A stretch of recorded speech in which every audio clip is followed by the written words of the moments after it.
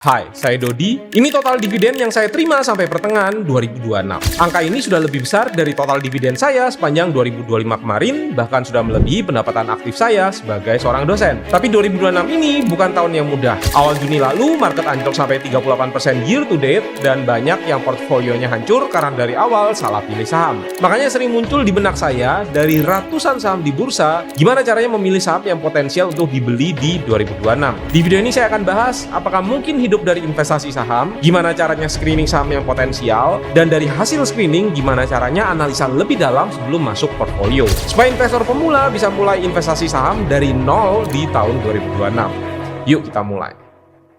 Part pertama, apakah mungkin hidup dari investasi saham? Ada dua jalan untuk hidup dari investasi saham. Ibarat punya rumah, ada yang maunya untung dari jual beli rumahnya. Kalau di saham ini namanya capital gain. Tapi ada juga yang cuma mau nyewain dan terima uang sewa setiap bulan. Kalau di saham ini namanya dividen. Saya sendiri lebih condong ke jalur dividen karena buat saya lebih tenang. Nah, biar bisa hidup dari saham, rumusnya simple. Target portfolio sama dan biaya hidup tahunan dibagi rata-rata dari dividen yield. Misalnya biaya hidup 10 juta per bulan, maka akan menjadi 120 juta per tahun. Kalau portfolio rata-rata kasih yield sekitar 5% per tahun, target portfolionya adalah 2,4 miliar rupiah. Tapi mau jalur apapun akan sama-sama gagal kalau dari awal salah pilih saham. Dividen yield tinggi belum tentu bagus, bisa jadi karena harganya lagi anjlok karena fundamental yang lagi turun. Begitu juga capital gain gak akan mungkin terjadi kalau kita salah nilai fundamental atau belinya saat harganya kemahalan. Makanya penting tahu cara screening saham yang bagus dan harga berapa yang masih masuk akal buat dibeli.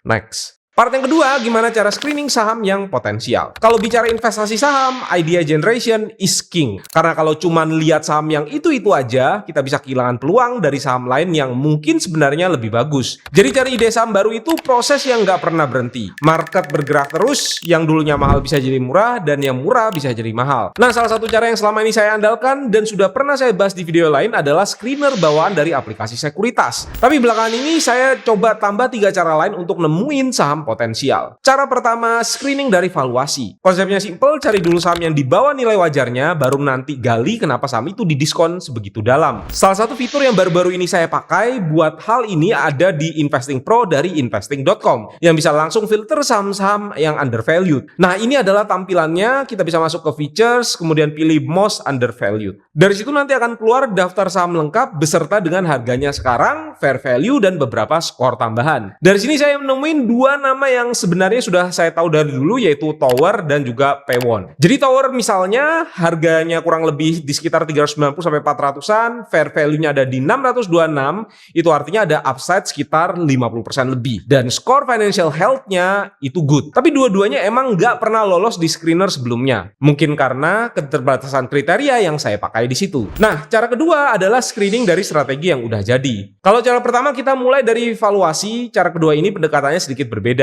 Kita mulai dari strategi yang sudah dirancang terlebih dahulu, lalu kita lihat saham apa yang bisa masuk ke dalamnya. Di Investing Pro ada fitur Pro Picks AI, yaitu kumpulan strategi stock picking berbasis AI yang memilih saham berdasarkan berbagai data dan metrik finansial yang diperbarui secara berkala. Begitu dibuka, kelihatan ada beberapa strategi yang bisa dipilih dan masing-masing fokus ke gaya atau sektor yang berbeda-beda. Ada Beat the IDX Composite yang fokus memilih saham-saham big cap dengan tujuan mengungguli IHSG. Ada juga Indonesia Consumer Boom, ada Indonesia Commodities Champions, ada juga Indonesia Mid Cap Movers yang fokus ke saham-saham mid cap dengan potensi pertumbuhan. Saya coba buka Indonesia Select yang isinya saham-saham Indonesia dengan fokus pada perusahaan-perusahaan berkapitalisasi menengah ke besar dengan likuiditas yang kuat. Nah, di sini di tab overview ada grafik yang bisa bandingin performa strategi ini dengan IHSG dari 2015 sampai sekarang. Sejak 2015, strategi ini menunjukkan return yang jauh di atas IHSG di periode yang sama. Kita bisa lihat bahwa backtestnya itu dimulai sejak Januari 2015 dan dilakukan rebalance setiap bulan. Tapi ingat, ini tetap backtest, simulasi dari data historis, bukan jaminan performa ke depan bakal sama. Nah, bagian yang paling menarik buat saya justru ada di tab portfolio. Di sini kita bisa lihat 20 saham yang sedang masuk ke dalam strategi tersebut, lengkap dengan berbagai informasi seperti harga, fair value, dividend yield, P/E ratio, dan metrik-metrik lainnya. Dan kalau kita perhatikan, Propix AI membantu kita menemukan calon saham. Setelah itu kita sendiri yang kerjain PR-nya, dan ini yang menurut saya menjadi fungsi dari Propix AI yang menarik adalah untuk idea generation. Karena kalau kita hanya ngelakuin screening dengan kriteria yang sama terus-menerus, kita cenderung menemukan saham yang itu-itu aja. Dan kita juga bisa mencoba berbagai macam strategi, dan dari masing-masing strategi tadi bisa saja kita menemukan calon saham yang sebelumnya nggak pernah masuk ke radar kita.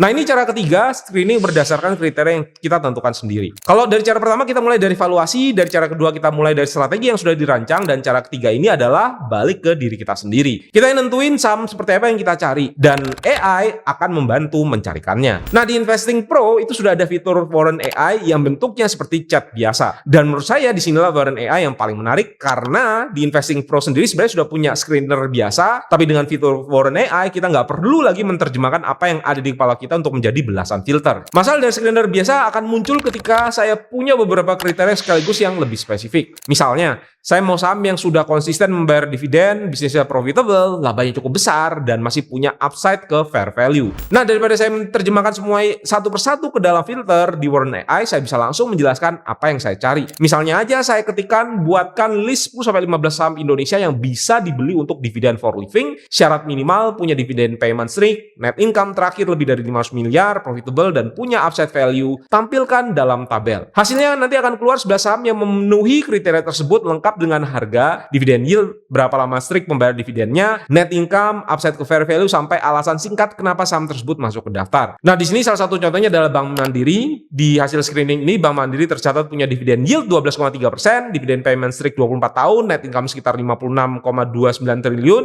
dan upside ke fair value-nya masih di atas 15%. Kalian juga bisa coba berbagai macam kriteria, misalnya kalian hanya fokus ke saham under value tapi fundamentalnya bagus, market leader, utangnya rendah, marginnya tebal, dan kalian bisa ketikkan di Warren AI, nanti akan keluar daftarnya seperti ini. Oke, sebagai recap, cara pertama kita mulai masuk ke valuasi untuk mencari saham yang murah. Cara kedua kita mulai dari strategi untuk menemukan saham yang dipilih berdasarkan pendekatan tertentu, dan cara ketiga kita mulai dari kriteria atau tesis kita sendiri. Lalu Warren AI membantu mencari saham yang memenuhi kriteria tersebut. Nah, dari ketiga cara ini, biasanya saya akan mendapatkan sekitar 10-20 saham sebagai watchlist. Nantinya di bagian akhir video saya juga akan cerita soal biaya buat akses ke semua fitur ini. Sekali lagi, ini bukan otomatis beli, karena pada akhirnya AI bisa membantu kita untuk menemukan ide, tapi keputusan investasinya tetap harus datang dari tangan kita.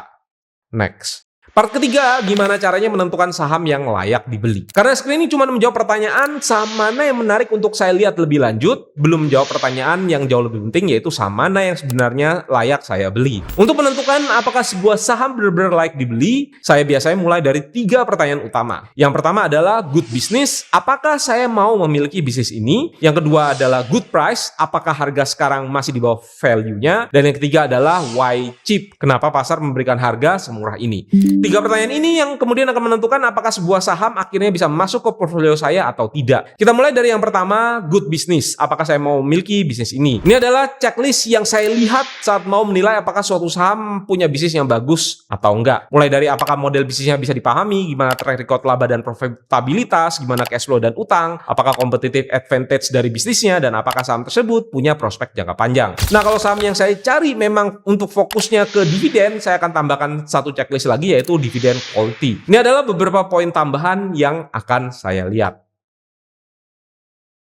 Kalau semuanya aman, maka kita bisa lanjut ke pertanyaan selanjutnya. Yang kedua adalah good price, apakah harga sekarang di bawah value-nya? Sebagus apapun perusahaan bisa menjadi investasi yang buruk kalau kita membelinya terlalu mahal. Di tahap ini saya akan bertanya berapa sebenarnya nilai wajar dari bisnis ini. Salah satu pendekatan yang sering saya gunakan adalah relative valuation, di mana saya akan menentukan PE yang wajar, dan sebenarnya kita bisa mulai dari average PE selama 3-5 tahun terakhir sebagai starting point. Kemudian kita kalikan dengan earnings yang saya anggap wajar. Misalnya di sini saya pakai contoh KLBF, PE wajarnya saya asumsikan di kisaran 17,5 kali, dan laba bersih wajarnya di sekitar 3,7 triliun rupiah. Jumlah saham yang beredar sekitar 46,81 miliar lembar, jadi nilai wajar KLBF bisa dihitung dari 17,5 dikalikan 3,7 triliun dibagi dengan 46,81 miliar lembar saham. Dari situ nanti akan ketemu nilai wajar per lembarnya, itu di sekitar 1.380, atau kalau dibulatkan menjadi 1.400 per lembar saham. Kalau value-nya diperkirakan di 1.400, sementara harga sahamnya bisa dibeli di sekitar 800-an, berarti ada selisih yang cukup besar antara harga dan value. Dan semakin besar selisihnya, maka semakin murah sahamnya. Yang ketiga adalah why cheap, kenapa pasar memberikan harga semurah ini. Pertanyaan ini memang penting karena kelihatan murah belum tentu undervalued. Ini bisa membantu kita untuk bisa tahu saham ini benar-benar undervalued atau jangan-jangan kita yang salah nilai sehingga jadi value trap bagi kita sendiri. Jadi nggak cukup untuk lihat, wah PI-nya cuma 7 kali, saya harus bisa paham kenapa pasar cuma mau membayar saham ini di 7 kali laba. Apakah karena market sedang terlalu pesimis? Apakah ada masalah sementara yang sebenarnya bisa pulih? Atau memang ada permasalahan struktural yang membuat laba perusahaan akan terus turun secara permanen? Kalau saya nggak bisa menjawab pertanyaan itu, saya belum merasa cukup yakin untuk membeli. Nah, sebagai recap, ini adalah step by step dari screening sampai masuk portfolio. Nah, begitu kita menemukan saham yang menarik, kita bisa juga langsung cross-check analisa kita dengan informasi yang ada di investing.com. Misalnya di sini saya klik KLBF, di halaman sahamnya kita bisa lihat langsung berbagai macam statistik dan metrik penting seperti PE, dividend yield, visit to week range, earnings, sampai estimasi fair value. Ada juga button AI yang kalau kita sekali klik akan keluar analisanya. Bisa bantu kita untuk dapat info secara ringkas dan cepat. Tapi fitur yang paling menarik menurut saya adalah di Pro Research. Di sini informasinya sudah jauh lebih dalam, kita bisa lihat historical financials, valuation, analyst projection, momentum, peer comparison, sampai SWOT analysis dalam satu report. Dan ini kalian juga bisa download. Tapi sekali lagi, saya tidak menganggap semua informasi ini sebagai jawaban akhir. Ini adalah alat bantu untuk mempercepat proses analisa. Selain itu, saat analisa saham, ProPix AI dan most undervalued stock yang kita lihat sebelumnya juga otomatis update setiap bulan dan ada rebalancingnya juga. Jadi sepanjang analisa, saya bisa cek kedua fitur ini untuk lihat apakah ada perubahan atau enggak. Nah, kalau kalian mau coba semua fitur di Investing Pro, Agustus ini ada promo 55% dan kalau kalian menggunakan referral code ini, kalian bisa dapat tambahan diskon 15% lagi. Jadi harganya hanya 70 ribuan aja per bulan. Dengan harga tersebut, kita sudah bisa mendapatkan akses ke berbagai tools yang tadi saya tunjukkan, mulai dari ProPix AI, Warren AI, undervalued stock, fair value, sampai Pro Research. Dan kalian juga bisa explore fitur Investing Pro lainnya, mulai dari screener, analisa grafik, dan lainnya. Kalian bisa pakai kode ini atau scan di QR saat mendaftar. Link dan kode juga nanti akan saya taruh di description. Oke, itu tadi cara saya memilih saham potensial di 2026. Sampai jumpa kembali di video-video selanjutnya. Bye.